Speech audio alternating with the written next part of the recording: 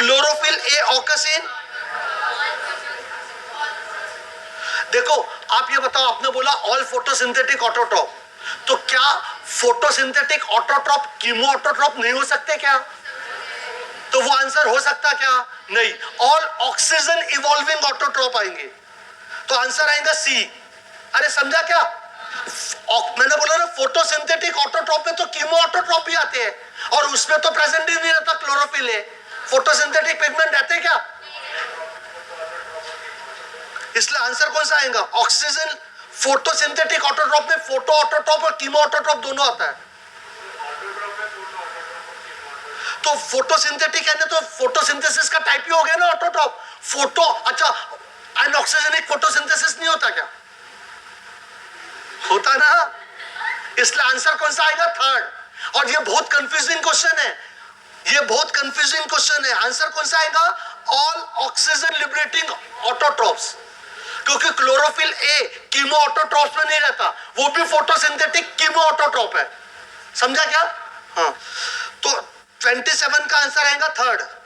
28 बोलो। Cytochromes are electron acceptor, और याद रखता ये आयरन कंटेनिंग कंपाउंड है।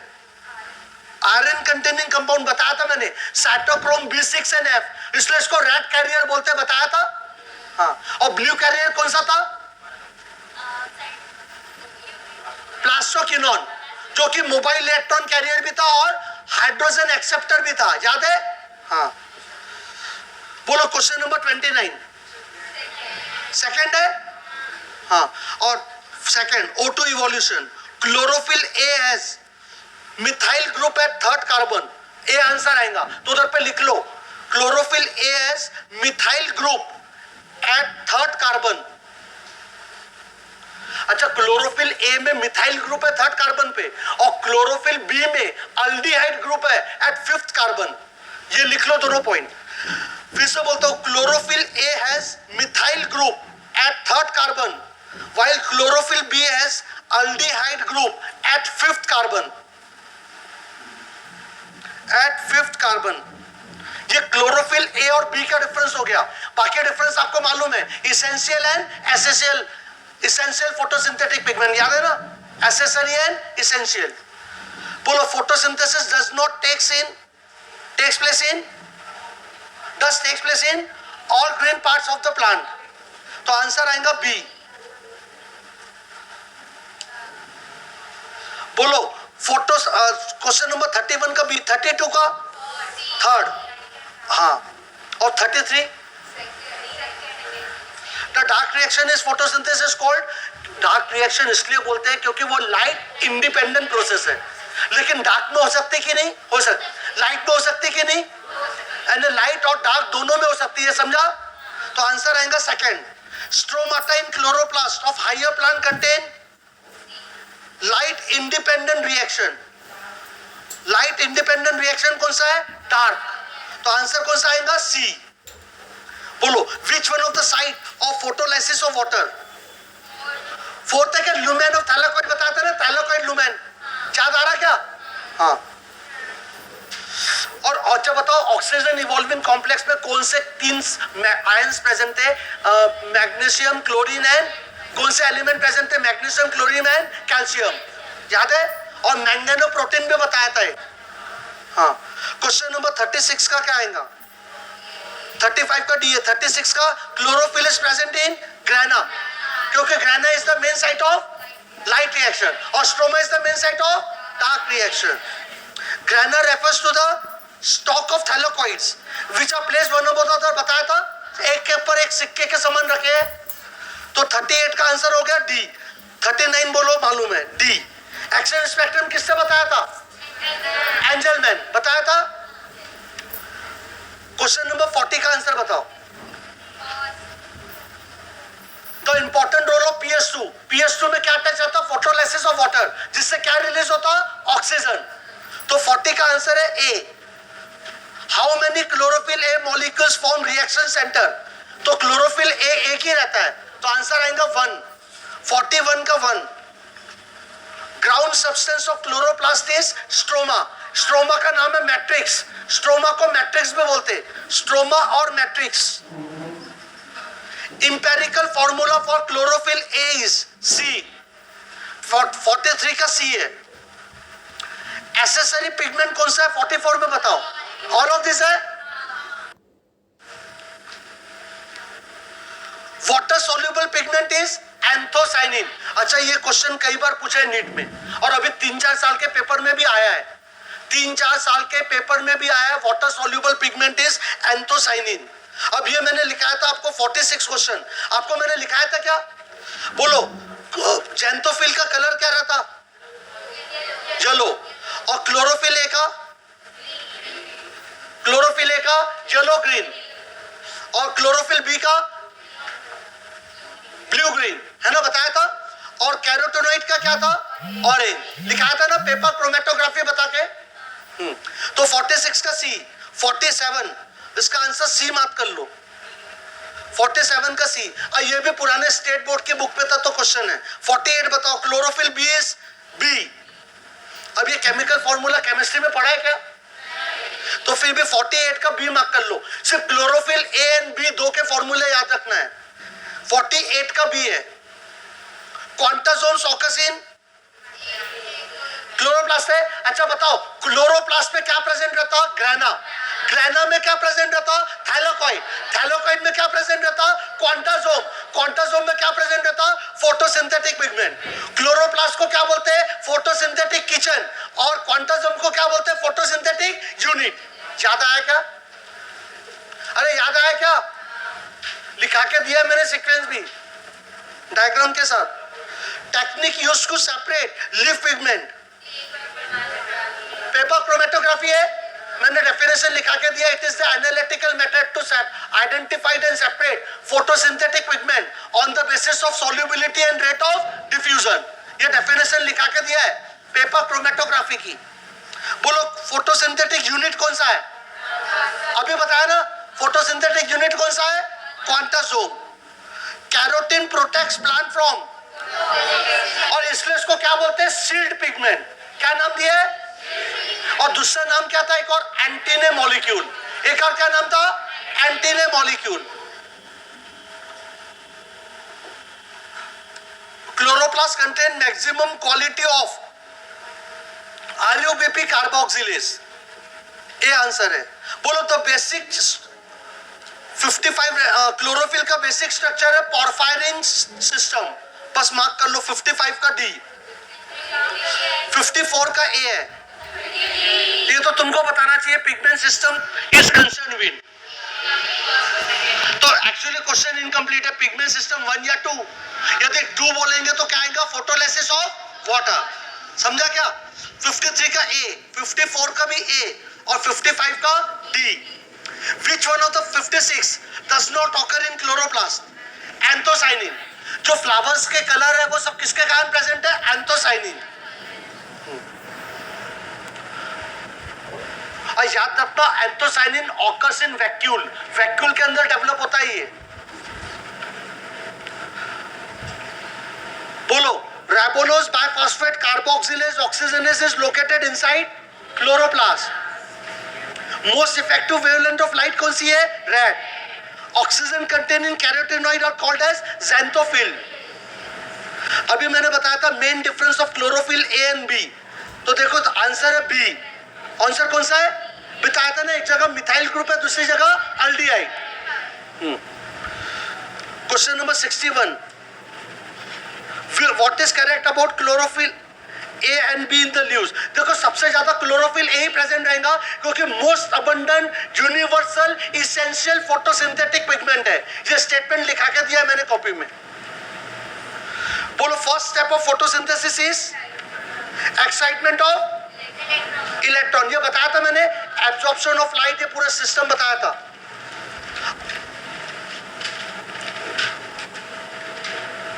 बोलो, water splitting complex is present in photosystem 2 and located on inner side of thylakoid membrane। तो 43 का 63 का क्या आएगा? B। The product of light reaction is D। हाँ, प्रोडक्ट ऑफ लाइट रिएक्शन पूछा, डी आंसर आएगा। ठीक है, क्वेश्चन नंबर 65। अब ये क्या होता है, लिख लो इसके बारे में एक स्टेटमेंट लिखो। अच्छा स्टेटमेंट मत लिखो, बस समझ लो। Photosystem 1 and photosystem 2 जब दोनों मिलके एक साथ वर्क करते हैं तो उनकी फोटोसिंथेटिक एक्टिविटी बढ़ जाती रेड रीजन में। समझ में आ रहा है क्या? तो उसको क्या बोलते हैं, उसको क्या बोलते हैं? एक्टिविटी बढ़ जाती है ना, जब दोनों वर्क कर रहे हैं। अगर एक ही वर्क करेंगे तो क्या होगा, फोटोसिंथेटिक एक्टिविटी डिक्रीज हो जाएंगी। और वो जनरली कौन सा रीजन में होती है, रेड रीजन में, जिसको बोलते हैं रेड ड्रॉप। क्या बोलते हैं? तो लिख लो इसके बारे में एक स्टेटमेंट। देखो एक चीज फिर से बता दूं, जब दोनों एक साथ मिलकर वर्क करेंगे तो एक्टिविटी क्या हो जाएंगी, और इसके लिए वर्ड याद रखना, इमर्शन इफेक्ट। क्या वर्ड है? तो लिखो, मैं लिखा दे रहा, लिख लो। The increase in the photosynthetic activity, the increase in the photosynthetic activity due to the combined effect of photosystem 1 and photosystem 2 is called immersion effect, is called immersion effect.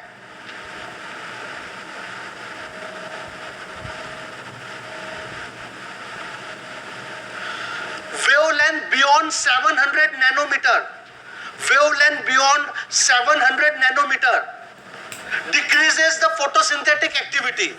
Wavelength beyond 700 nanometer decreases the photosynthetic activity. क्यों? क्योंकि 680 जो system है photo system 2 activate नहीं होगा, है ना, which decreases the photosynthetic activity in the red region, which decreases the photosynthetic activity in the red region of spectrum. This is called as red drop. This is called as red drop. तो अगर दोनों मिलके work कर रहे हैं तो उसको क्या बोलते हैं, इमर्शन इफेक्ट। और यदि फोटो सिस्टम 2 एक्टिवेट नहीं है तो फोटोसिंथेटिक एक्टिविटी क्या हो रही है, ड्रॉप हो रही। कौन से रीजन में, रेड रीजन में, तो उसको क्या बोलेंगे, रेड ड्रॉप। ये समझा क्या? क्वेश्चन नंबर 65 का आंसर हो गया सी। 66, which one directly transfer electron to NADP during light reaction, PS1। 67 cut कर दो। Rubisco content of chloroplast is 16 to 18%। 68 का आंसर आएगा fourth, 16 to 18%। Which one is required for photosynthetic evolution of oxygen? बताया था manganese, chlorine and calcium. एक दिया उसमें manganese, बाकी अब दो और लिख लो, क्लोरीन एंड कैल्शियम।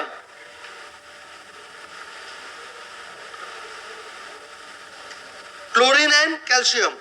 अब सीधा क्वेश्चन नंबर 70, 71 दोनों कट कर दो, सीधा 72 पे आ जाओ। ADP plus IP is equal to ATP. बोलो discovery of Emerson effect has clearly shown the existence of 2 distinct photochemical reaction. ये भी नीट में आया हुआ क्वेश्चन है, मार्क कर लो, क्योंकि इमर्शन इफेक्ट बोलता है दोनों मिलकर काम करेंगे तो फोटोसिंथेटिक एक्टिविटी बढ़ेंगी, है ना। ये बताता है कि फोटो सिस्टम कितने हैं, 2। The site of light reaction is grana. 75, which one is the precursor of chlorophyll? Answer है ए क्लोरोफाइलाइड। एसिमिलेटरी पावर कौन सा है, जल्दी बताओ? ATP and NADPH. तो आंसर आएगा 76 का D. 77 chlorophyll absorb blue and red. अच्छा मैंने वैल्यू लिखा के दिया है डायग्राम में, 435, 675, 453 एंड 642। ये वैल्यू भी याद रखना है आपको, मैंने ग्राफ बनाया था उसमें वैल्यू लिख के दिया है। बोलो 78, red drop by Emerson is due to the disruption of photosynthetic pigment. Second A answer आएगा। 79, bacterial photosynthesis include only PS1, क्योंकि इसमें एनऑक्सीजेनिक फोटोसिंथेसिस होता है, एक्सेप्ट, बोलो एक्सेप्ट ब्लू ग्रीन अलगी, बताया था। The product of photochemical reaction are D. Product of photochemical reaction are D. 81 बोलो। Cyanobacteria, 82 का है sensitive to the longer wavelength of light 1 and PS 1 आएगा, ठीक है। Which product of Hill reaction, Hill reaction मैंने पढ़ाया नहीं, कट कर दो उसको, वो आपका सिलेबस में है नहीं, स्टेट बोर्ड की बुक में था। क्वेश्चन नंबर सीधा 85 पे आ जाओ। Which occurs during the light reaction of photosynthesis, splitting of water होता है, splitting of water to form proton and oxygen is release.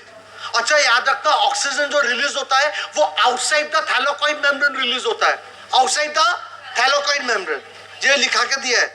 Constitute of photosystem 1 are located on outer surface of grana and stroma thylakoid. बोलो question number 87, hydrogen is transferred from the light reaction to dark reaction by NADPH। आखिरी क्योंकि final acceptor वही है ना, NADPH2 बनता, और उसी का यूटिलाइजेशन कहां पे होगा, डार्क रिएक्शन में, for fixation of carbon dioxide. बोलो थैलेकोइड possess photosynthetic unit called as quantasome. बोलो 89 का आंसर बताओ, अभी बताया मैंने, क्लोरीन है, और क्या है, मैग्नीज, क्लोरीन है, कैल्शियम। फोटो ऑक्सीडेशन का मतलब क्या होता, लाइट के प्रेजेंस, लाइट और ऑक्सीजन के प्रेजेंस में ब्रेक डाउन होना, और जनरली हमने फोटो ऑक्सीडेशन किसका पढ़े, क्लोरोफिल ए का। Pigment system 1 is concern with cyclic photophosphorylation,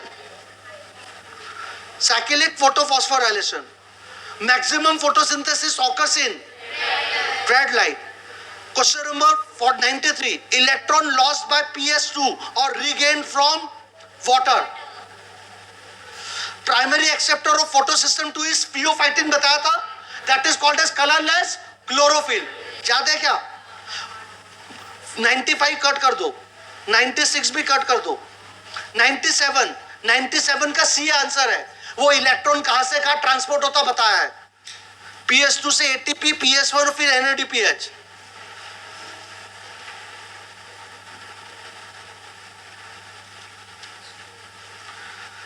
देखो, oxygen in photosynthesis is release from water, splitting of water है ना। NADP is hydrogen acceptor of ANC आना चाहिए, उसमें ANCN है, photolysis and hexose monophosphate shunt, यानी ANC mark करो, पहले A दिया फिर C दिया है ना, ऐसा दिया है ना, पहले A दिया फिर C दिया, फिर उसके बाद B दिया, उसके बाद D दिया, और D में आंसर क्या है, ANC है क्या, BNC है ना, लेकिन आंसर क्या आएगा, ANC, आंसर आएगा ANC। Chemosynthesis and photosynthetic are similar in, autotrophic in, ठीक है। अब ध्यान से देखो मैं क्या बोल रहा हूं, 100 क्वेश्चन हमने सॉल्व किए, मेरे एक क्वेश्चन का आंसर दो। फोटोसिस्टम 1 क्लोरोप्लास्ट में कहां पे प्रेजेंट रहता,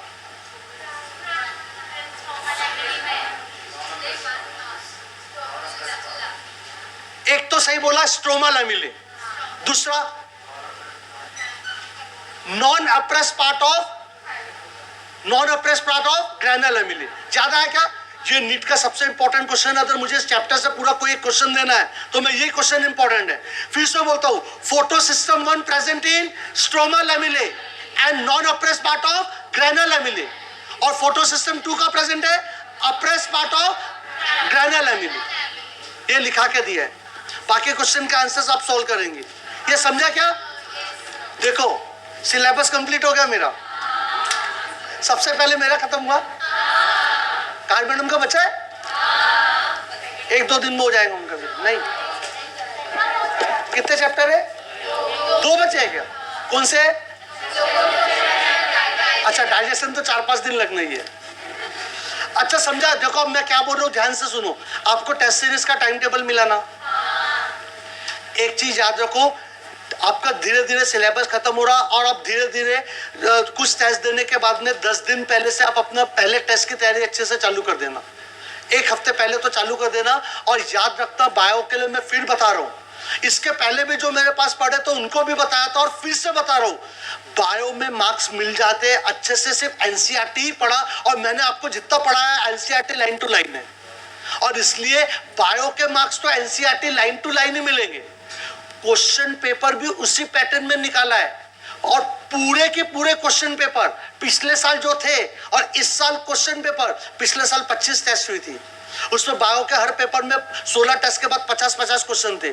मैंने पूरे क्वेश्चन पेपर और पूरे क्वेश्चन सब चेंज कर दिए, यानी पूरे क्वेश्चन पेपर नए और उसके क्वेश्चन भी नए हैं। यानी एक एक क्वेश्चन को हाथ से लिखा है, कौन से क्वेश्चन पूछ सकता है एनसीईआरटी में, और एक एक पेपर पूरा बना के दिया है। यानी मेरे पेपर अच्छे से सॉल्व करोगे तो in a form of papers, group test आपने बहुत अच्छे से ग्रुप टेस्ट यदि सॉल्व कर लिए ना तो आपका पूरा एनसीईआरटी रिवाइज हो जाएगा, और उसके बाहर क्वेश्चन नहीं आते।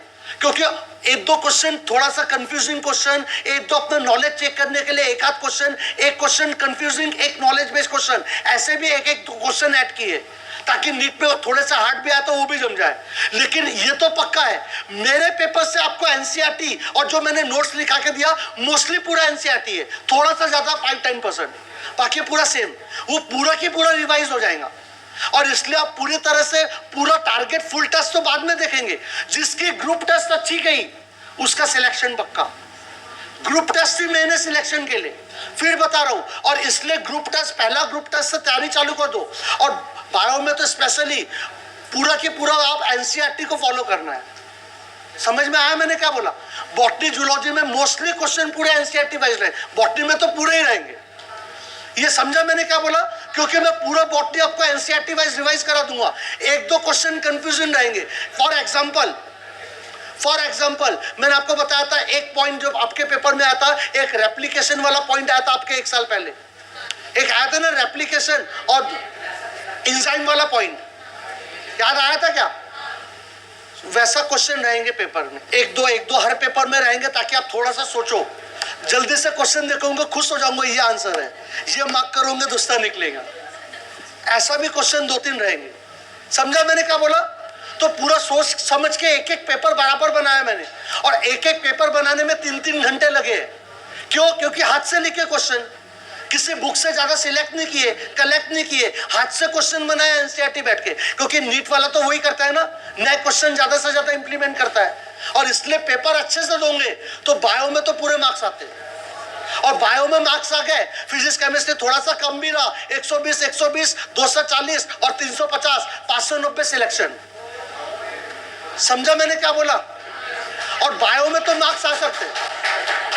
ये तो जब ताली बजेगी हम बजाएंगे जब तुम्हारा सिलेक्शन होगा। क्लियर हो गया? तो फिर भी अभी तो मिलने वाले हैं, क्योंकि अभी आपका कल पेपर है ना, तो मंडे को डिस्कशन रहेगा। अरे समझा क्या? तो मैं बार बार याद दिलाते रहूंगा कि कैसे पढ़ना है।